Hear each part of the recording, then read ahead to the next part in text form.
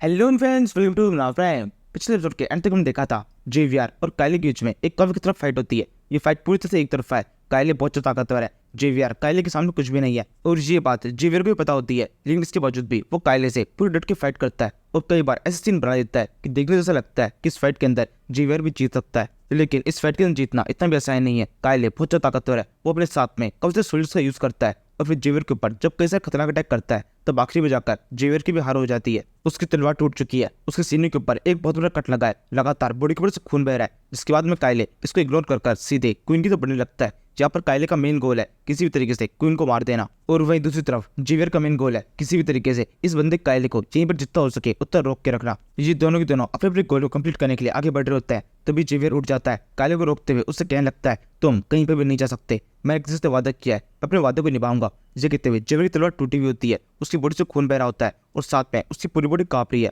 लेकिन इसके बावजूद भी वो हार मानने के तैयार नहीं है। उसकी आंखें भी बड़ी मुश्किल से खुल पा रही है। इसी के साथ में एक फ्लैशबैक शुरू होता है और हमें पता चलता है कि जेवियर यहाँ पर जिस वादे की बात कर रहा है ये वो वादा नहीं है जो किसने कुछ टाइम पहले किया है, बल्कि ये वादा तो काफी टाइम पहले हो चुका था। यहाँ पर इस सिटी के आने से पहले ही हम जेवियर और लियोन को एक जंगल से बैठा हुआ दिखते हैं, यार बीच में आग लगी हुई है। ये वो टाइम है जब जेवियर और लियोन ने अभी कुछ टाइम पहले गीगर टाइटन को फाइट में हराया है और अभी फिलहाल ये मैग्नेटो सिटी की तरफ निकले हुए हैं। यहाँ पर जेवियर कब ज्यादा परेशान है। वो लियोन से बोलने लगता है, मैं अपने आप से कब से निराश हूँ, मैंने बिल्कुल भी ठीक नहीं किया। लियोन बोलता है, तुम अचानक से ये क्या कह रहे हो। जेवियर बोलता है, मैं बिल्कुल ठीक कह रहा हूँ, मैंने अभी भी सोचा मैं आपका गार्ड हूँ, मुझे किसी भी तरीके से आपको प्रोटेक्ट करना चाहिए, न कि बाकी लोगों को। जब उस टाइम पर उस गीगर टाइटन ने उस सिटी को प्रोटेक्ट कर दिया था तब मैंने आपको अकेला छोड़ दिया और मैं सिटी के लोगों को बचाने के लिए चला गया, जो कि मेरा एक बहुत गलत स्टेप था। मुझे किसी भी तरीके से उसी टाइम पर आपको मेरी मदद के लिए मनाना चाहिए था। अगर आप उस मदद करने से मना कर देते तो मुझे भी आपके साथ में चले जाना चाहिए था। वैसे आपको ये बात पता है, जिस टाइम पर मैं आपको अपनी मदद के लिए बना रहा था उस टाइम पर मेरे अंदर बहुत ज्यादा इच्छा थी कि किसी भी तरीके से आप मान जाए,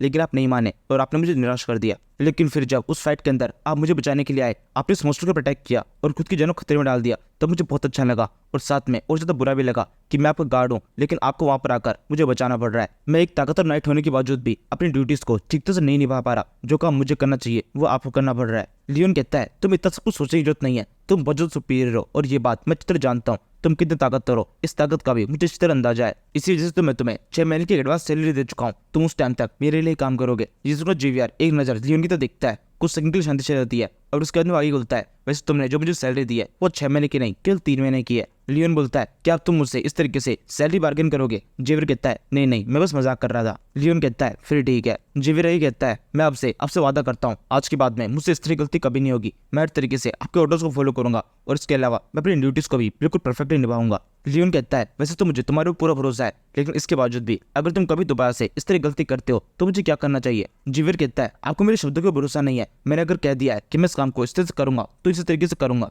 मेरे शब्दों को कहना ही इतना ही पर्याप्त है। लियोन कहता है, ठीक है फिर तुम्हारी इतनी कहना काफी है। जेवियर कहता है, अब मेरे सामने एक और नई समस्या है। आपने अपनी माना हट के अंदर 53 माना सर्कल्स को एक्टिवेट कर लिया है, लेकिन मेरे पास में इतने माना सर्कल है ही नहीं। यानी इसका मतलब मैं पावर ऑफ ज्यादा कमजोर हूँ। मुझे अब किसी भी तरीके से एरी पावर को बढ़ाना होगा। अपने पास में एक्स्ट्रा माना सर्कल्स लाने होंगे जिससे मैं अपने आप को आप ज्यादा पावरफुल प्रूव कर सकूं, ताकि ये कह सकूं कि मैं आपका गार्ड हूँ और आपको हर एक खतरे से प्रोटेक्ट करता हूँ। लियोन कहता है, असल में ऐसा नहीं है, तुम्हारी पावर मुझसे कहीं ज्यादा है। मेरे पास केवल एक्स्ट्रा माना सर्कल्स है जिससे केवल पावर डिफाइन नहीं होती है, और भी कई फैक्टर्स है जिनसे हम पावर को डिफाइन करते हैं जो कि तुम्हारे पास में ज्यादा है। जेवियर बोलता है, हाँ वो तो है, लेकिन इसके बावजूद भी क्योंकि मैं आपका गार्ड हूँ इसलिए मुझे हर चीज के अंदर आगे होना होगा। लियोन कहता है, अच्छा तो ऐसी बात है तो फिर ठीक है, इस चीज के अंदर मैं तुम्हें मदद करता हूँ। ये कहते लियोन पास की लकड़ी को उठा लेता है और फिर जमीन के ऊपर एक सर्कल बनाते हुए कहने लगता है, तुम्हें ये बात तो पता ही होगी, हम जितने भी ह्यूमंस है हम सभी की एक लिमिट होती है। अब कोई चाहे तो कितना भी कल्टिवेशन कर ले, कितनी भी तरह की ट्रेनिंग कर ले और कितनी भी स्किल सीख ले, हम उस लिमिट से आगे नहीं बढ़ सकते। तो फिर अब तुम ही बताओ तुम इस चीज को कैसे करोगे। अब मान लो तुम जितने ताकतवर अभी हो चुके हो यही तुम्हारी लिमिट है, तो तुम अपने आप को इतने ताकतवर कैसे बनाओगे। क्या तुमने इस बारे में कुछ सोचा है। लियोन यहाँ पर अपनी इस बात को पूरी कर रहा होता है, तभी जेवियर उसी पेंटिंग के ऊपर अपना पाँव फेर देता है, जिसके कारण वो गोलियों से मिट जाता है। लियोन का भी गुस्सा आता है, वो कहने लगता है, ये तुम क्या कर रहे हो। जेवियर कहता है, मुझे यहाँ पर तुम्हारी किसी मदद की जरूरत नहीं है, अब यहाँ से आगे का सफर मैं अकेले तय करूंगा। मुझे पता है मुझे खुद को किस तरह से पावरफुल बनाना है। असल में यहाँ पर जेवियर का बिहेवियर लियोन से बिल्कुल अलग है। वो किसी भी चीज के लिए किसी भी और बंदे की मदद नहीं लेना चाहता, लियोन की भी नहीं। इसी के साथ में ये फ्लैशबैक खत्म होता है। यहाँ पर कायले और जेवियर के बीच में एक काफी खतरनाक फाइट चल रही है। जेवियर के माइंड के अंदर ये सारा फ्लैशबैक घूम रहा है। वो सोचने लगता है, मैं अपने आप को खुद के तरीके से पावरफुल बनाऊंगा, मुझे किसी के ऊपर भी डिपेंडेंट होने की जरूरत नहीं है, इस फाइट के अंदर मेरी जीत होगी। लेकिन यहाँ पर जेवियर के सोचना इस फाइट में जीतने के लिए काफी नहीं है। कायले अपने स्वॉर्ड को जोर से जेवियर की बॉडी के अंदर घुसा देता है और जेवियर के हाथ में केवल टूटी हुई तलवार होती है। जिससे वो कुछ भी कर नहीं सकता। उसका अटैक तो कायले की बॉडी के ऊपर हिट भी नहीं हो पाता। यहाँ पर कायले की स्वord के अंदर से जो एनर्जी बाहर निकल रही होती है वो जेवियर की पूरी बॉडी को चीरते हुए पीछे की साइड से पूरी तरफ दिखाई दे रही है। वहाँ पर जमीन के अंदर दरारें पड़ गई है। इसके बाद में वो जेवियर से बोलने लगता है, अगर यहाँ पर मैंने ये अटैक तुम्हारे अलावा अगर किसी और की बॉडी के ऊपर किया होता तो उसकी बॉडी पूरी तरह ब्लास्ट कर जाती, क्योंकि मेरे स्वord के अंदर से इतनी माना पावर निकलती है कि बॉडी को ब्लास्ट कर देना इसके लिए कोई बड़ी बात नहीं है। लेकिन इसके बावजूद भी तुम्हारी बॉडी ब्लास्ट नहीं हो रही है। ये सब कुछ इसलिए है क्योंकि जिस जगह पर मैंने अपनी स्वord घुसाई है ठीक उसी जगह पर तुमने सारी माना पावर को लगा दियो। ये एक बहुत बेकार ट्रिक थी और इस ट्रिक से मैं बुरी तरह ऊब चुका हूँ। मैं तुम्हें खत्म कर देना चाहता हूँ, लेकिन तुम बेकार में यहाँ पर मेरा टाइम वेस्ट कर रहे हो। बेकार में मेरा टाइम वेस्ट क्यों कर रहे हो? तुम जल्दी से मारे जाओ, अपने इस दर्द से मुक्त हो जाओ। तुम्हारी बॉडी के अंदर जितना भी दर्द हो रहा है उसको मैं फील कर सकता हूँ। मुझे पता है तुम कितने दर्द में हो, तुम खुद भी मरना चाहते हो। तो फिर आप आसानी से अपनी मौत को एक्सेप्ट करो और शांति से सो जाओ। इसी टाइम पर जेवियर जोर चिल्लाना शुरू कर देता है। उसकी बॉडी के अंदर से रेड रंग की एनर्जी बाहर निकलती है। वो जल्दी से कायले के हाथ को पकड़ लेता है। यहाँ पर कायले को बिल्कुल समझ में नहीं आता कि जेवियर यहाँ पर क्या करने की कोशिश कर रहा है। असल में जेवियर की बॉडी के अंदर बहुत ज्यादा माना पावर है जो कि कायले की बॉडी से जेवियर की बॉडी में आ रही है इस स्वord की वजह से। और अब इसी माना पावर के कारण जेवियर की बॉडी बुरी तरह जलने लगी है। उसकी पूरी बॉडी बहुत ज्यादा गर्म हो गई है और अब जेवियर ने कायले के हाथ को पकड़ लिया है। इस वजह से ये एनर्जी दोबारा से कायले की बॉडी के अंदर जा रही है। इस तरीके से एक साइकिल बन चुकी है। जब धीरे धीरे करके कायले का हाथ बुरी तरह गर्म होने लगता है, उसको अपने हाथों पर जलन फीलने लगती है, तो वो समझ में आता है यहाँ पर जेवियर क्या करने की कोशिश कर रहा है। और ये समझ में आने के साथ में वो जेवियर से अपने हाथ को छोड़ने की कोशिश करता है, लेकिन जेवियर इसे छोड़ने को तैयार नहीं है। उसने पूरे कस के कायले के हाथ को पकड़ रखा है। इसके जॉब में कायले और भी दखल लगा देता है और उसकी अब की बार कोशिश के साथ में उसका हाथ पीछे तरफ आ जाता है और साथ में ये स्वॉर्ड भी जेवियर की बॉडी से बाहर निकल जाती है। जेवियर उछल के सिर जाकर एक दीवार टकराता है और अब उसके जेल पे गिरने के साथ में चारों तरफ खून ही खून दिखाई देता है। इसे देखकर पक्के तौर पर कहा जा सकता है जेवियर की कहानी अब खत्म हो चुकी है। फाइनली वो बेहोश हो गया है। यहाँ पर कायले को भी चीज पता है कि इस अटैक के बाद में तो कोई भी सर्वाइव नहीं कर सकता, लेकिन इसके बावजूद भी वो जेवियर की पास तक आता है। उसकी माना पावर, उसकी हार्ट बीट और भी सब चीजें जो भी वो चेक कर सकता था उस सबको चेक करता है। कुछ भी नहीं चल रहा है। यहाँ पर जेवियर की सांसें रुक चुकी है, यानी कि अब टाइम हो चुका है क्वीन की सांसों को रोकने का। इसके बाद में कायले दोबारा से क्वीन की रूम की तो बढ़ने लगता है, तब एकदम से उसको दोबारा से अपने पीछे की साइड में एनर्जी फील होती है। इतना सब कुछ हो जाने के बावजूद भी जेवियर दोबारा से उठ चुका है।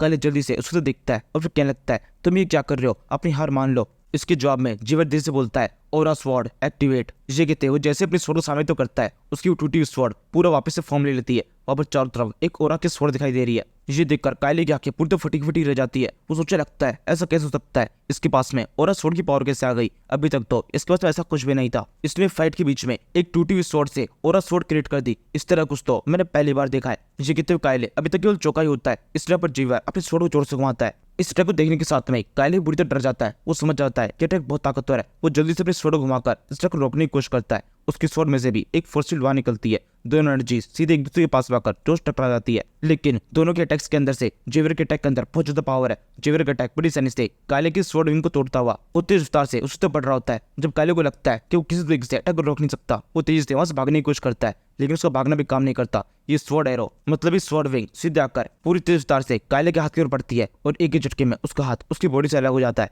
और इसी के साथ में वो हो जाता है जो कि नोवेल के अंदर लिखा हुआ था। यहाँ पर इस सीन के अंदर किसी न किसी का हाथ कटना था, या तो क्वीन का या फिर इस बंदे का, और अब इस बंदे का हाथ कट चुका है। अपना हाथ कटने के बाद में कायले जेन्यू बड़ा बड़ा रो रहा होता है। उसके हाथ में से तेज से खून बह रहा है, मतलब कटे हुए हाथ में से। कायले की इन चीखों को सुनकर वहाँ पर जितने भी सोल्जर्स होते हैं वो समझ जाते हैं अब उन्हें भी इस फाइट के अंदर शामिल होना होगा। कायले की बस की नहीं है जेवियर को फाइट में हराने की, इसलिए अब वो भी जेवियर की तरफ बढ़कर जेवियर पर अटैक करने की कोशिश करते हैं। तभी जेवियर इन सभी को धमकी देता है, अगर तुम में से किसी के अंदर ही पावर है कि कोई आगे बढ़कर एक स्वॉर्ड मास्टर को फाइट में हरा सको जिसके हाथ में एक और स्वॉर्ड है, तो फिर आगे बढ़ो। अगर तुम में से किसी को लगता है तुम जहरा पाओगे तो ही मुझसे फाइट करना, वरना जिस नदी के ऊपर हमने पुल बनाया है उसी नदी के अंदर तुम सभी की लाशें दिखाई देगी। यहाँ पर इस टाइम पर जेवियर के चेहरे की एक्सप्रेशन काफी ज्यादा खतरनाक होता है। इसे सुनने के बाद में इतने सारे सोल्जर्स में से किसी भी एक सोल्जर के अंदर इतनी हिम्मत नहीं होती कि कोई भी आगे बढ़ सके। यहाँ से हम क्वीन की रूम पर देखते हैं। यहाँ पर लियोन बेश पड़ा हुआ है। क्वीन लगातार लियोन को जगाने की कोशिश करती है, उसे तो पकड़ लेती है और फिर उसे कहने लगती है, तुम इस तरीके से मर नहीं सकते हो। जल्दी से मेरी बॉडी के जितनी माना एनर्जी है उस सारी को अपनी बॉडी में ऑब्जर्व करो और खुद को ठीक करो।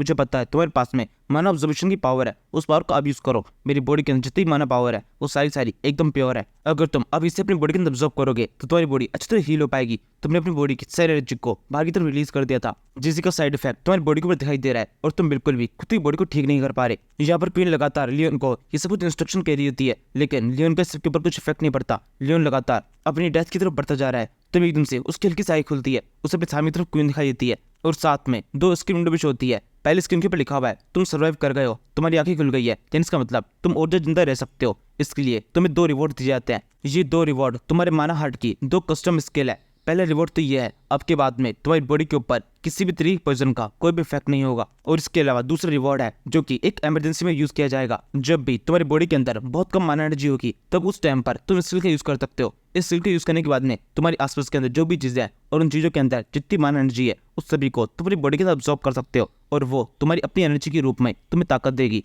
यहाँ पर ये दोनों स्किल्स ही काफी कमाल की होती है और लियोन इसे देखकर काफी तो खुश जाता है। उसके चेहरे के ऊपर एक बड़ी सी स्माइल आती है। यहाँ पर लियोन को दिखाई दे रहा है वो किसी देखकर हंस रहा है, लेकिन क्वीन को समझ में नहीं आती। उसे लियोन का ये एक्सप्रेशन बहुत ज्यादा बेकार सा लगता है। वो जोर से उसके सिर पे मारती है और उसे कहने लगती है ये तुम मुझे किस तरह से देख रहे हो। इसके साथ में लियोन दोबारा से होश में आता है। उसे अपने सामने की तरफ क्वीन ठीक से दिखाई देने लगती है। वह खोलकर पूरी तरह बड़ी कर अब क्वीन से बोलने लगता है आपने मुझ पर इस तरह से अटैक क्यों किया, किसी को बचाने के बदले में कैसे थैंक यू बोलते हैं। ये सुनकर क्वीन दूसरी तरफ मुंह फेरती है और फिर आगे बोलने लगती है तुम मुझे बहुत ज्यादा अजीब तरीके से देख रहे थे और ये चीज मुझे बिल्कुल पसंद नहीं आई। तुम्हारा चेहरा बहुत अजीब सा लग रहा था। लियोन बोलता है अब इसके लिए मैं क्या कर सकता हूँ, मेरा चेहरा तो ठीक ऐसा ही है। क्वीन बोलती है अब इस सबको जाने दो, अपने आप को ठीक करो। क्या तुम खड़े हो सकते हो, हमें थोड़ा बहुत काम है जो कंप्लीट करना होगा। ये सुनकर लियोन खड़ा होने की कोशिश करता है, लेकिन अभी भी उसकी बॉडी के अंदर माना पावर तो कम है ही। इसी वजह से वो बिल्कुल अपनी बॉडी को मूव नहीं कर पाता, बल्कि उसके पाँव बहुत मृत्यु से कांपने लगता है। इसके बाद में वो क्वीन से उठने से मना कर देता है और फिर अपने सिस्टम को देखते हुए सोचने लगता है मेरे पास में अपने आसपास के एरिया की जितनी माना पावर है उस सबको अब्सॉर्ब करने की पावर है, तो कैसा रहेगा मैं एक बार इस स्किल को यूज करके देखूं जिससे मेरी बॉडी के अंदर काफी सारी एनर्जी आ जाएगी। ये सोचकर लियोन तुरंत ही अपनी पावर को एक्टिवेट कर देता है। उसकी बॉडी बहुत जोर से चमकने लगती है। यहाँ पर उसकी बॉडी के अंदर उसका मारा हार्ट दिखाई देता है जिसके आसपास में बहुत कम माना एनर्जी है। ये बहुत धीरे से चमक रहा है और अब जैसे जैसे लियोन अपनी पावर का एकदम एक्सट्रीम लेवल पे यूज करने वाला है और उसकी स्किल की पावर बढ़ने लगती है, वैसे वैसे ये मारा हार्ट ही बढ़ाने लगता है और उसकी लाइट भी काफी तक बढ़ जाती है। इसके अलावा इस माना हार्ट के आसपास में तीन माना सर्कल्स है, इनकी रफ्तारी बढ़ चुकी है। अब ये तीन माना सर्कल्स बहुत तेजी से इस माना हार्ट के आसपास में घूम रहे हैं। इसका इफेक्ट लियोन की बॉडी के बाहर भी दिखाई देता है। उसकी बॉडी इतनी जोर से चमक रही है कि क्वीन भी धीरे धीरे करके उसे पीछे हटने लगती है। उससे कहती है ये तुम क्या कर रहे हो, ये आसपास की सारी एनर्जी तुम्हारी बॉडी के अंदर अब्सॉर्ब होती जा रही है, न केवल तुम ह्यूमंस की बल्कि चीजों के अंदर जितनी माना पावर है उस सबको भी अपनी बॉडी अब्सॉर्ब कर रहे हो। इसी कहते हुए क्वीन बहुत डरी होती है कि उसके सामने डर की बात यह है कि लियोन कुछ देर के अंदर उसकी खुद की बॉडी के अंदर जितनी माना पावर है उस सबको भी अपनी बॉडी अब्सॉर्ब कर लेगा, जिसके बाद में क्वीन की हेल्थ वैसी हो सकती है जैसे अभी लियोन की है। फिर इसके अगले सेकंड वो सोचती है कि यहाँ पर लियोन ही है जिसकी वजह से उसकी जान बची है, इसलिए अगर लियोन को बचाने के चक्कर में अगर वो अपनी खुद की बॉडी के ऊपर भी थोड़ा बहुत खतरा ले लेती है तो कोई बड़ी बात नहीं है। और वैसे भी लियोन यहाँ पर केवल अपनी बॉडी के अंदर उतनी एनर्जी को अब्सॉर्ब करेगा जितनी उसके सर्वाइवल के लिए जरूरी है। ये सोचने के बाद में वो अपनी जगह पर बड़े आराम से बैठ जाती है। अपनी बॉडी के अंदर से खुद से बड़ी माना एनर्जी को बाकी तरफ रिलीज करने लगती है ताकि लियोन को किसी भी तरीके से एक्स्ट्रा मेहनत ना करनी पड़े। वो जितना हो सके उतना लियोन की मदद करने की कोशिश कर रही है और अब इसी के साथ में लियोन भी रफ्तार को बढ़ा देता है। जहाँ पहले वो सारी एनर्जी को अपनी तरफ खींच रहा था, अब एनर्जी धीरे धीरे उसकी तरफ आ रही है। इस वजह से धीरे धीरे कर उसकी बॉडी की एनर्जी बढ़ती लगती है और इसका साइड इफेक्ट थोड़ा बहुत क्वीन को दिखाई देता है। उसकी बॉडी के अंदर थोड़ा बहुत दर्द हो रहा है, उससे ऐसा लगने लगा है जैसे उसकी बॉडी के अंदर से कोई एनर्जी को चूस रहा हो। ऐसी ही प्रोसेस कुछ देर तक चलती रहती है, जिसके बाद में लियोन एकदम से अपनी आंखों को पूरी तरह से खोल लेता है और अब उसकी बॉडी के अंदर एकदम सही से माना पावर इकट्ठा हो चुकी है, जिसके बाद में वो भी इस प्रोसेस को यूज करना बंद कर देता है। आसपास जो भी चमक है वो सही से भी कम होने लगी है। इसके बाद में लियोन को एक और स्क्रीन शो होती है जिसके ऊपर लिखा हुआ है अब तुम एक स्वॉर्ड एक्सपर्ट बन चुके हो। यह भी लो लेवल का है लेकिन धीरे धीरे लेवल बढ़ता जाएगा। तुम एक लो रैंकिंग स्वॉर्ड एक्सपर्ट हो और इसके अलावा तुमने अपने एक और मोड को एक्टिवेट कर लिया है जिसका नाम है ब्रेसअप मोड। जब तुम इस मोड को एक्टिवेट करोगे तो तुम्हारी बॉडी के अंदर जितनी भी एनर्जी है वो सारी 200% से बढ़ जाएगी, लेकिन ये इफेक्ट केवल कुछ देर के लिए रहेगा। तुम केवल 1 मिनट तक ही इस ब्रेसअप मोड का यूज कर पाओगे और इसके अलावा इस स्किल को पूरे दिन के अंदर केवल एक बार यूज किया जा सकता है। इन सारी स्किल्स को देखने के बाद में लियोन जल्दी से उठता है और सोचने लगता है मुझे मेरी बॉडी के अंदर काफी अच्छा लग रहा है। ऐसा लग रहा है बॉडी के अंदर जो भी दर्द था वो सही से खत्म हो चुका है, बॉडी एकदम हल्की हो चुकी है। इसके अगले सेकंड लियोन को जेवियर का ख्याल आता है। जेवियर इस टाइम पर उस स्वॉर्ड मास्टर से फाइट कर रहा होगा और जेवियर ने फाइट शुरू होने से पहले ही लियोन से बात कही थी कि वो किसी भी तरीके से स्वॉर्ड मास्टर को फाइट में नहीं हरा सकता। इसका मतलब जेवियर की हेल्थ तो खराब होगी, जिससे लियोन समझ में आ जाती है। इसके बाद में लियोन जल्दी से एलिका की तरफ देखता है। एलिका साइड में बैठी होती है, उसकी बॉडी पूरी तरह से मुरझाई हुई है क्योंकि उसकी बॉडी की सारी एनर्जी को तो लियोन ने अपनी बॉडी के अंदर अब्सॉर्ब कर लिया है। उसे इस तरीके से अपने पास में बैठा हुआ देखकर पूरी बॉडी को सूखा हुआ देखकर लियोन थोड़ा सा घबरा जाता है और फिर सोचने लगता है मेरे पास में जो ये नई स्किल आई है ये तो बहुत ज्यादा ही खतरनाक है, आसपास के लोगों के ऊपर इसका बहुत ज्यादा नेगेटिव इफेक्ट होता है, मैं ऐसे ही कभी भी इसका यूज नहीं कर सकता। इसी टाइम पर क्वीन अपनी आँख खुलती है, उठा के बोलने लगती है तुमने भी जो कुछ भी किया उस सब की डिटेल तो मैं तुझसे बाद में मांग लूंगी, लेकिन अभी हमारे पास में थोड़ी ज्यादा इंपॉर्टेंट काम है, हमें जाकर कायली से निपटना होगा। क्या अभी तुम्हारी बॉडी के अंदर इतनी पावर है कि तुम मुझे उठा सको? ये सुनने के साथ में लियोन तुरंत ही क्वीन को अपने कंधे की ओर बैठा लेता है। यहाँ पर क्वीन की हालत तो काफी ज्यादा खराब हो चुकी है, लेकिन लियोन पूरी तरह ठीक हो गया है। वो एक घोड़े की तरह क्वीन को अपने कंधे बैठाने के बाद में पूरी तरह विस्तार से जेवियर की तरफ भागना शुरू कर देता है। इस टाइम पर क्वीन जब लियोन के कंधे पर बैठी होती है तो सोचने लगती है जेवियर वैसे तो बहुत ताकतवर है, मैंने उसकी बॉडी के अंदर जो माना एनर्जी है उसे फील किया है, वो काफी अच्छे से फाइट करता है और इसके अलावा काफी स्मार्ट भी है। उसे पता है किस फाइट के अंदर अपनी पावर्स को किस तरह से यूज करना है ताकि वो अपने ज्यादा ताकतवर अपोनेंट्स को फाइट में हरा सके। यही चीज उसकी इस फाइट के अंदर काम आने वाली है क्योंकि वरना तो उसकी पावर कायले से बहुत ज्यादा कम है कायले एक स्वॉर्ड मास्टर है, वो बड़ी आसानी से जेवियर को पावर में हरा सकता है। अगर जेवियर ने इस फाइट के अंदर किसी स्पेसिफिक चाल का यूज नहीं किया होगा तब तो पक्के तौर पर वो अब तक तो इस फाइट में हार चुका होगा। अब यहाँ पर मैं केवल उम्मीद कर सकती हूँ कि हमने ज्यादा देर ना की हो। ये सोचते हुए जब लियोन और एलिका उसके पहुंचता है, वो सामने की सीन को देखकर पूरी तरह चौंक जाता है। वह सामने की तरफ जेवियर अपनी जगह पर खड़ा हुआ है, उसकी स्वॉर्ड बहुत जोर से चमक रही है और इसके अलावा जेवियर के आगे साइड में काफी सारे सोल्जर्स भी है, जिनमें से एक में भी हिम्मत नहीं हो रही कि उस गेट को क्रॉस करके अंदर की तरफ आ सके। यहाँ का माहौल एकदम शांत है। लियोन यहाँ पर बिना कुछ भी बोले यहाँ पर जो कुछ भी हुआ है इस सब कुछ चेक करने लगता है। उसे दिखाई देता है जेवियर के पास में ये चमकती हुई स्वॉर्ड है, यानी कि जेवियर के पास में ओरा स्वॉर्ड की टेक्निक आ चुकी है। इसके बाद में लियोन और एलिका की नजर पड़ती है कायले के ऊपर, जो कायले जिन्हें पड़ा हुआ है उसका एक हाथ कटा हुआ है और साथ में वो दर्द के ऊपर बहुत जोर चिल्ला रहा है। इसी टाइम पर क्वीन लियोन के कंधे पर से नीचे उतरती है और वहाँ पर जितने भी सोल्जर्स होते हैं उनसे बोलने लगती है, सोल्जर्स जल्दी से अपने हथियार डाल दो, यहीं पर ये फाइट खत्म होती है, हमें आगे लड़ने की जरूरत नहीं है।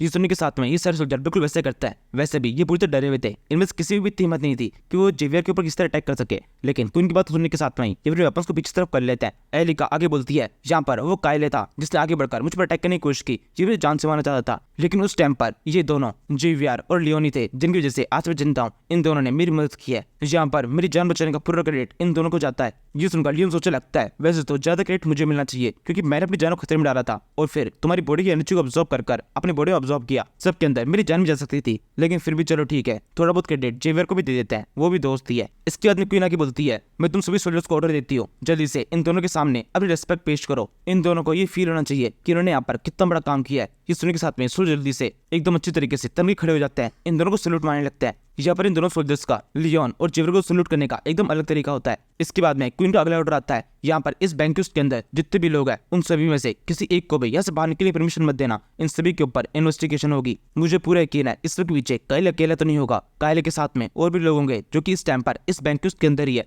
हम उनमें से एक को भी यहाँ से निकलने नहीं देंगे, सबकी सबको सजा मिलेगी। यहाँ पर कुछ ऐसे मेहमान है जो कि बहुत ज्यादा घमंडी है, ऐसा हो सकता है वो हमारे साथ में कोऑपरेट करने से मना कर दे, तो उन लोग को ये चीज समझा देना कि ये बात रॉयल फैमिली की सिक्योरिटी की है, इसलिए उन सभी को हमारे साथ में कोऑपरेट करना होगा, उनके पास में दूसरा ऑप्शन नहीं है। और अगर ये सुनने के बावजूद भी वो हमारी बात को नहीं मानता है तो हम दूसरे तरीके को यूज करेंगे। इसी टाइम पर लियोन इन सारी फालतू चीजों को छोड़कर सीधे जेवियर के पास में आता है और उसे कहने लगता है, तुम्हारे पास में ओरा स्वॉर्ड आ गई, यानी इसका मतलब तुम स्वॉर्ड मास्टर बन चुके हो। ये सुनकर जेवियर के चेहरे के ऊपर कुछ खास खुशी नहीं होती है, वही तुम नॉर्मली बोलता है, हाँ शायद से बन चुका हूँ। लियोन कहता है, ये तुम कैसे कह रहे हो, तुम एक स्वॉर्ड मास्टर बन गए, तुम जानते हो ये कितना बड़ा लेवल अप होता है, तुम कितने पावरफुल हो चुके हो, तुम्हारी पावर तुम्हारे नॉर्मल लेवल से कई गुना बढ़ चुकी है, तुम्हें इसके लिए पूरी तरह एक्साइटेड होना चाहिए। लेकिन तुम्हारे फेस के ऊपर जो भी एक्सप्रेशन दिखाई दे रहा है ये तो पूरी तरह से न्यूट्रल है, कि तुम्हें तुम्हारे लेवल अप की बिल्कुल एक्साइटमेंट नहीं हो रही है। जेवियर बोलता है, आपको क्या लगता है मुझे किस तरह से बिहेव करना चाहिए, मेरा कभी ना कभी तो लेवल अप होना ही था, तो इसके अंदर इतना चौंकने वाली क्या बात है। और वैसे भी अब तो मेरे लिए लेवल अप करना बहुत जरूरी था, क्योंकि आपका लेवल बहुत ज्यादा बढ़ चुका है, आप काफी ताकतवर हो चुका है। अगर मुझे आपका गार्ड बने रहना है तो मेरी पावर आपसे ज्यादा होनी चाहिए, मुझे प्रूव करना होगा कि मैं इस काबिल हूँ कि आपको प्रोटेक्ट कर सकूँ। ये सुनकर लियोन के चेहरे के ऊपर एक हल्की स्माइल आ जाती है, वो कहने लगता है, यकीन मानो यहाँ पर कोई भी ऐसा नहीं है जो कि तुमसे बेहतर हो, मुझे प्रोटेक्ट करने के लिए तुमसे ज्यादा काबिल कोई नहीं हो सकता, इनफैक्ट किसी भी रीजन के अंदर तुमसे ज्यादा काबिल कोई भी नहीं हो सकता। इसी टाइम पर लियोन को एक स्क्रीन विंडो शो होती है जिसके ऊपर लिखा हुआ है, तुमने आज कुछ हिडन कंडीशंस को भी फुलफिल किया है, इस वजह से तुम्हें एक स्पेशल रिवॉर्ड दिया जाता है। ये टाइटल्स है जो कि अब से तुम्हें दिए जाएंगे, और क्योंकि अब तुम इन टाइटल्स से काबिल हो चुके हो इस वजह से कॉम्प्लीमेंट सिस्टम भी एक्टिवेट हो चुका है। अब से तुम्हें कॉम्प्लीमेंट में मिलेंगे, जिस तरीके से तुम्हें रेस्पेक्ट पॉइंट मिलता है जब कोई तुम्हें रेस्पेक्ट करता है, वैसा ही अब से तुम्हें कॉम्प्लीमेंट पॉइंट्स मिलेंगे जिन्हें तुम अलग सिचुएशन के अंदर वक्त आने पर यूज कर सकते हो। यहाँ पर हम सबसे पहले बात कर लेते हैं टाइटल्स की। टाइटल्स के अंदर हर एक टाइटल में एक स्पेशल स्किल होगी, और इसके अलावा तुम्हारे पास जितने भी टाइटल होंगे उसके हिसाब से तुम्हें सीपी पॉइंट्स मिलेंगे, और ये मिलेंगे जिस दिन पूरे चांद की रात होगी, यानी कि हर महीने में एक बार तुम्हें तुम्हारे टाइटल्स की मदद से कॉम्प्लीमेंट पॉइंट्स मिलते रहेंगे। अभी फिलहाल के लिए ये सारे वो टाइटल्स है जो कि तुम्हें मिलने वाले हैं। इसी के साथ में लियोन को वहाँ पर सामने की तरफ टाइटल्स की पूरी एक लिस्ट हो जाती है जो कि बिल्कुल भी टाइटल जैसे नहीं है,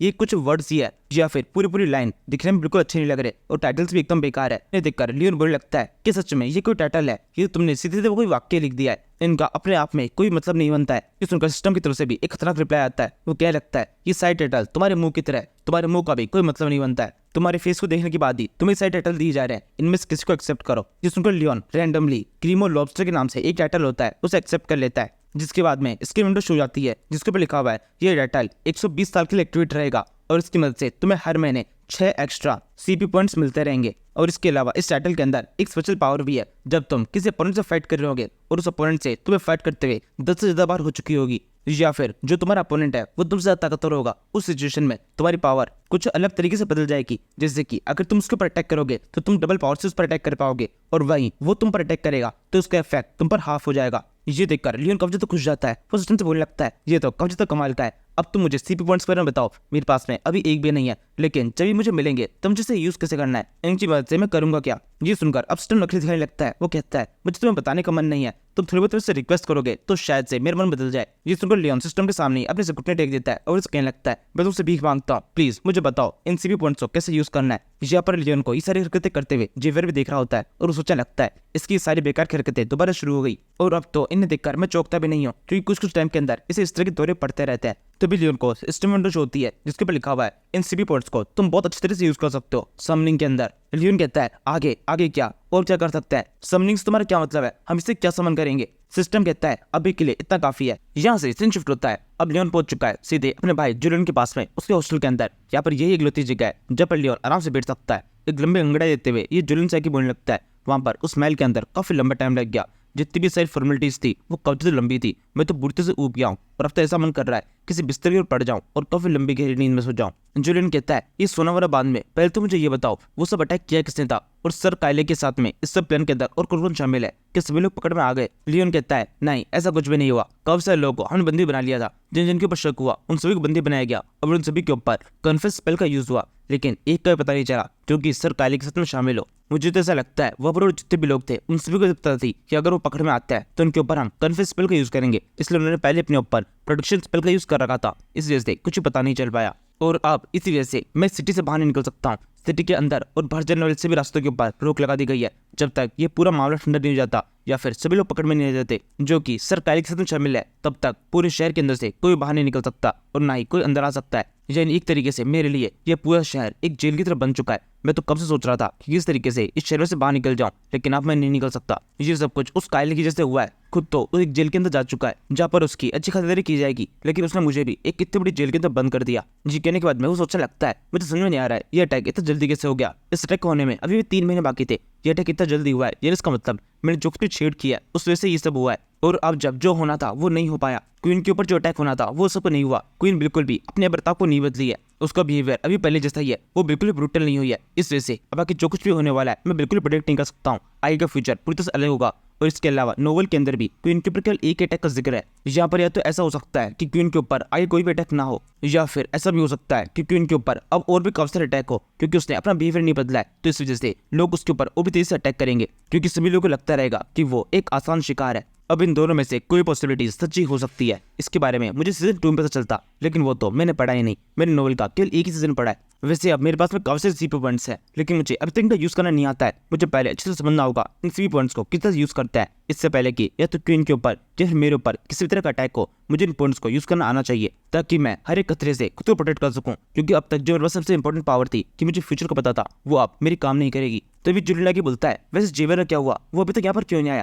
क्या उसके साथ में भी कुछ इन्वेस्टिगेशन चल रही है, तुम उसको वहाँ पर अकेला छोड़ कैसे सकते हो। लियोन कहता है मैं उसको अकेला छोड़ के नहीं आया, बल्कि क्वीन ने उसे अपने पास में रोक लिया है, वो मुझे नहीं चाहती थी कि मैं और मौजूद हूँ, वो जेवियर से कुछ अकेले बात करना चाहती है, और ये सब पूरी तरह से जायज है क्योंकि जेवियर ने अपने लेवल अप कर लिया है और अब वो इस टाइम पर एक स्वॉर्ड मास्टर बन गया है। इसी वजह से क्वीन उससे थोड़ी बहुत बात करना चाहती है। ये सुनकर जुलियन एकदम से थोड़ा सोचने लगता है और फिर काफी देर चौंकते हुए कहने लगता है तुम क्या कह रहे हो, क्या सच में वो एक स्वॉर्ड मास्टर बन गया। लियोन कहता है इसमें तेजा चौंकने वाली क्या बात है, उसने कायले से फाइट की है, अब तुम्हें क्या लगता है वो कायले को किस तरह से फाइट में हरा पाएगा। अगर उसे कायले को फाइट में हराना है तो कम से कम उसके बराबर के लेवल पे तो पहुंचना ही पड़ेगा। तो अगर कायले स्वॉर्ड मास्टर लेवल पे था तो जेवियर भी स्वॉर्ड मास्टर लेवल पे पहुंच गया उसे हराने के लिए। जुलियन बोलता है मुझे अब तक ऐसा लग रहा था कि वहाँ पे जितने भी गार्ड थे उन सभी ने जेवियर की और मदद की। लियोन कहता है नहीं ऐसा बिल्कुल भी नहीं था, बल्कि वहाँ पे जो गार्ड थे वो सब के सब भी जेवियर के ऊपर अटैक कर रहे थे, और जो एक स्वॉर्ड मास्टर होता है उसकी पावर कई सारे गार्ड से कई ज्यादा होती है। उन गार्ड्स को हराना तो उसके लिए कोई बड़ी बात नहीं थी। उसने उस फाइट के अंदर कायले को भी हराया और साथ में वहाँ पर जितने भी गार्ड थे उन सभी को फाइट में हराया। जब वो उन सभी से फाइट कर रहा था तो उनमें से किसी भी एक गार्ड के अंदर इतनी हिम्मत नहीं थी कि वो जेवियर के ऊपर किसी भी तरह का अटैक कर सके। जेवियर उन सभी के सामने सीधा ने खड़ा हुआ था और सभी गार्ड एकदम बेगी बिल्ली की तरह एक साइड में खड़े हुए थे। तुम्हें उस टाइम पर वो सीन देखना चाहिए था जब उसने सभी सोल्जर्स को धमकी दी कि इनमें से कोई भी आगे नहीं बढ़ना चाहिए। तब वो सारे सोल्जर्स इतनी बुरी तरह डरे हुए थे कि उनका चेहरा देखने लायक था। ये कहते हुए लियोन के चेहरे के ऊपर कुछ खास एक्सप्रेशन नहीं होते, और ये चीज देखकर जुलियन समझ जाता है कि लियोन को यहाँ पर जो कुछ भी हुआ है वो सबको समझ में नहीं आया, और लियोन ने जो यहाँ पर जेवियर को वहाँ पर उस क्वीन के सामने अकेला छोड़ दिया है ये लियोन की एक बहुत बड़ी गलती हो सकती है। फिर जूलियन इस गलती के बारे में लियोन को बताने लगता है। उससे कहता है तुम समझ ही पा रहे हो यहाँ पर क्या हो रहा है, क्वीन ने क्यों जेवियर को अपने पास में वहाँ पर अकेले रोक लिया। यहाँ से सीन शिफ्ट होता है, हम क्वीन मेंशन का सीन देखते हैं। क्वीन आराम से अपनी तख्ती पर बैठी हुई है, उसके सामने जेवियर है जिसने सर झुका रखा है। क्वीन जेवियर से बोलने लगती है, जेवियर तुमने काफी अच्छा काम किया, मेरे सभी सोल्जर्स ने बताया कि तुमने किस तरीके से कायले से फाइट की, सभी सोल्जर्स को डरा के रखा और इसके अलावा कायले के प्रति खतरनाक अटैक किए, जिसके बाद में कायले तुम्हारे सामने टिक नहीं पाया, जबकि उस टाइम पर तुम्हारा लेवल कायले से कम था। तुमने फाइट करते हुए अपना लेवल अप किया और खुद को उसके बराबर पहुंचाने के बाद में उसे फाइट में हरा दिया। तुम्हारी ये चीज काबिल तारीफ है और उसे देखकर मैं बहुत ज्यादा प्रभावित हुई हूँ। और अब ये चीजें तुम जानते ही होंगे, क्योंकि कायले मेरा पर्सनल बॉडीगार्ड था, वो काफी ऊंचे लेवल पे था और अब क्योंकि उसने मेरे साथ में गद्दारी की तुमने उसका हाथ काट दिया, इस वजह से वो अपनी पोजीशन खो चुका है। यहाँ पर हमारे इस राज्य के अंदर रॉयल गार्ड की पोजीशन अब पूरी तरह खाली हो चुकी है। मैं चाहूंगी तुम उस पोजीशन को भरो। मेरे रॉयल गार्ड बनना तुम्हारे लिए एक बहुत बड़ी अपॉर्चुनिटी हो सकती है, ये तुम्हारे लिए एक बहुत बड़ा मौका है, जल्दी से इसे एक्सेप्ट कर लो और मेरे रॉयल गार्ड बन जाओ। मैग्नेटो सिटी के अंदर तुम्हारा बहुत स्वागत है। अगर तुम अभी आगे बढ़कर इस मौके को एक्सेप्ट कर लेते हो तो तुम बच जाओगे एक बहुत ताकतवर रॉयल गार्ड, जो कि मैग्नेटो सिटी के सभी रिसोर्स को पूरी तरह से यूज कर पाएगा। मेरे बाद में तुम्हारे ऑर्डर की सबसे ज्यादा वैल्यू होगी। तो फिर तुमने क्या सोचा मैं तुम्हारी इस खामोशी को हाँ समझूं? क्वीन के इतने के बाद भी जेवियर पूरी तरह शांत रहता है, उसने अपना सर झुका रखा है। यहाँ से हम दोबारा से इस हॉस्टल का सीन देखते हैं। जूलियन ने यहाँ पर लियोन को सब समझा दिया है, वो उसे कहने लगता है अब आप सोच लीजिए, अगर जेवियर ने कोई भी गलत डिसीजन ले लिया तब तो आपके पास से आपका गार्ड छिन जाएगा। अब सब कुछ पूरी तरीके से जेवियर के डिसीजन पर डिपेंड करता है। जूलियन के इतना कहने के बाद भी लियोन के चेहरे के ऊपर जो भी एक्सप्रेशन होता है वो जरा सी बदलते नहीं है, क्योंकि उसे पता है जेवियर किस तरह का इंसान है और बिल्कुल ऐसा होता भी है। जेवियर जो कि इस टाइम पर क्वीन के सामने है, उसे कहने लगता है मुझे माफ कर दीजिए लेकिन मैं आपकी इस ऑफर को एक्सेप्ट नहीं कर सकता। जेवियर ने बिल्कुल वैसा ही कहा है जैसे लियोन को उम्मीद थी। लियोन जूलियन से बोलने लगता है तुम मेरा भरोसा करो, जेवियर बिल्कुल यही कहेगा। जब क्वीन उसके सामने ये ऑफर रखेगी तो बड़े सीने तान कर बड़े आराम से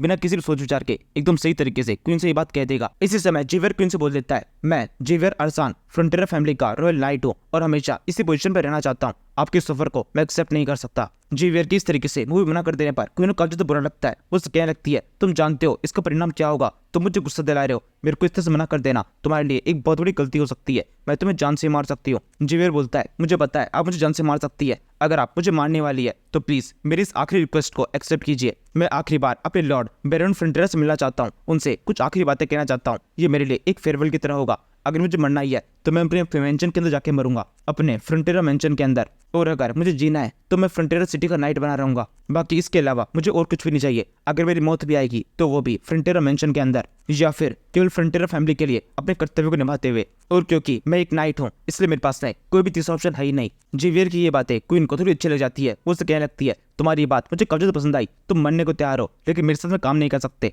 उस फ्रंटियर फैमिली को छोड़ने को तैयार नहीं हो जो कि तुम्हें केवल एक नाइट की पोजीशन दे रखी है, मैं तुम्हें रॉयल गार्ड की पोजीशन दे रही हूँ जो कि एक नाइट से कई ज्यादा ऊपर का ओहदा होता है। जेवियर कहता है क्वीन एलिका आपका इसके लिए शुक्रिया कि आपने मुझे इसके लायक समझा, लेकिन फिर भी मेरा डिसीजन किसी भी हालत में नहीं बदल सकता। जेवियर के इतना कह देने के बाद में कुछ सेकंड के लिए एकदम शांत हो जाती है और सबके सब प्रेडिक्ट करने लगते हैं कि यहाँ पर क्वीन किस तरीके का डिसीजन लेने वाली है। क्या वो यहाँ पर जेवियर को जान से मार देगी या फिर जेवियर को पूरे सम्मान के साथ में यह सहने का मौका दिया जाएगा। तभी क्वीन आगे बोलती है ठीक है, अब मैं भी तुम्हारे साथ में किसी भी तरीके की जबरदस्ती नहीं करना चाहती, अगर तुम यहाँ से लौट जाना चाहते हो तो फिर तुम जा सकते हो। जी सुनो Xavier thank you your majesty बोलकर तुरंत ही उठकर वहां चला जाता है। इसके बाद जेवियर जैसे ही इस मेंशन के मेन हॉल से बाहर निकलता है तो सामने की तरफ जूलियन दिखाई देता है जो कि यहाँ पर जेवियर के डिसीजन को सुनने के लिए आया है। और जूलियन यहाँ पर अकेला है, लियोन यहाँ पर नहीं आया क्योंकि लियोन को जेवियर के डिसीजन के ऊपर पहले से पूरा भरोसा था। उसे पता था कि जेवियर यहाँ पर किस तरह का डिसीजन लेने वाला है, लेकिन जूलियन को थोड़ा शक था, इस वजह से वो यहाँ पर आ गया है। वो जेवियर को देखकर अपनी चमकती आंखें खोलकर उससे पूछने लगता है तुमने क्या डिसीजन लिया, क्वीन ने तुमसे क्या कहा? जेवियर कहता है कुछ खास नहीं, उन्होंने बस मुझसे थोड़े बहुत कुछ सवाल पूछे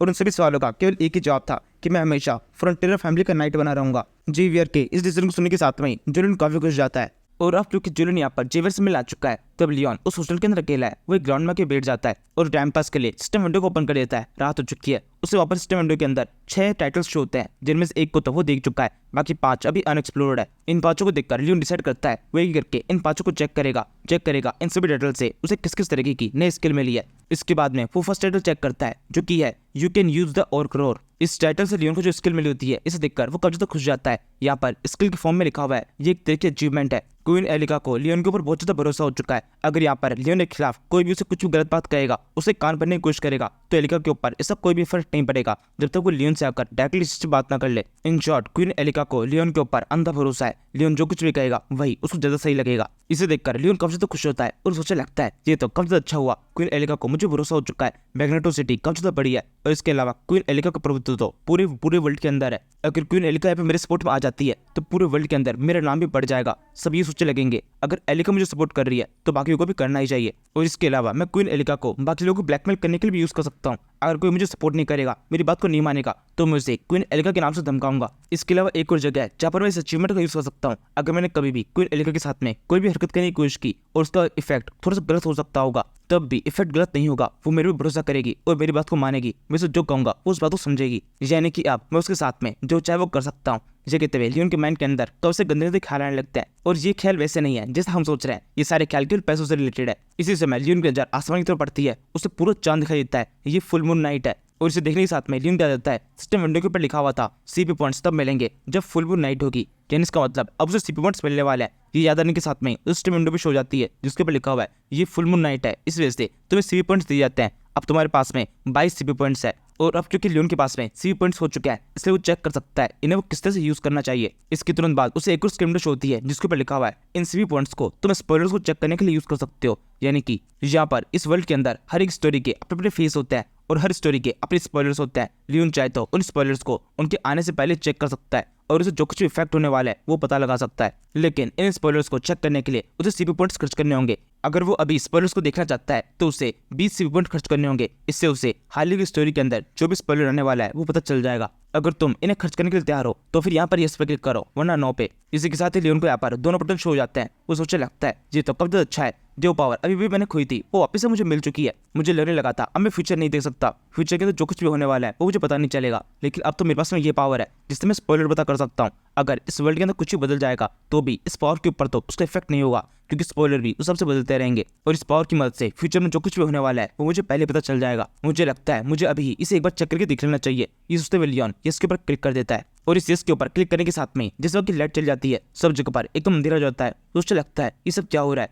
कहीं ऐसा तो नहीं कोई वर्ल्ड क्रिएट हो रहा हो, मुझे सब कुछ दिखाने की कोशिश की जा रही हो। यहाँ पे लियोन जैसा सोच रहा है बिल्कुल वैसा ही होता है। अगले सेकंड उसे सब कुछ दिखाई देने लगता है। चारों तरफ एक अजीब सी लाइट है। ये लाइट एक आग की है। लियोन जल्दी से इधर देखने लगता है, उसे दिखाई देता है आग चारों तरफ लगी हुई है। ये असल में फ्रंटेरा सिटी है और यहाँ पर जितने भी घर है ये सब के सब एक बहुत बड़ी आग के अंदर झुलस रहे हैं। ये सब कुछ देखकर उसे समझ में नहीं आता ये सब कुछ हो क्यों रहा है। इसके बाद वो तेजी से इधर उधर भागना शुरू कर देता है। थोड़ा और आगे जाने पर उसे कब से लोग की लाश दिखाई देती है जो कि बुरी तरीके से आग के अंदर झुली हुई है। कब से लोग यहाँ मारे जा चुके हैं और यहाँ के हालात देखकर लियोन को साफ पता चल रहा है ये तबाही मच चुकी है। जहाँ पर जितनी भी तबाही मच सकती थी उतनी हो चुकी है। जितने भी लोग थे वो सबके सब मारे जा चुके हैं। इस वजह से कोई भगदड़ नहीं मच रही, केवल आग के लपटों की आवाज आ रही है। इसी खामोशी के अंदर अब लियोन खुद जोर चिल्लाना शुरू कर देता है। वो जोर चिल्ला कहता है कि यहाँ पर आसपास में कोई है, जल्दी से मेरे पास में आओ, मुझे बताओ यहाँ पर हो क्या रहा है। लेकिन यहाँ पर लियोन की आवाज सुनने वाला कोई भी नहीं होता। लियोन तेजी से इधर उधर भागने लगता है, किसी को ढूंढने की कोशिश करता है जो किसी से यहाँ पर जो कुछ भी हुआ है वो सब कुछ एक्सप्लेन कर सके। थोड़ा यहाँ से आगे जाने पर लियोन को एक काफी खतरनाक सा सीन दिखाई देता है। जेवियर, लियोन, इन दोनों के अलावा वहाँ पर 2 लाशें और है जिन्होंने एक दूसरे को पकड़ा हुआ है।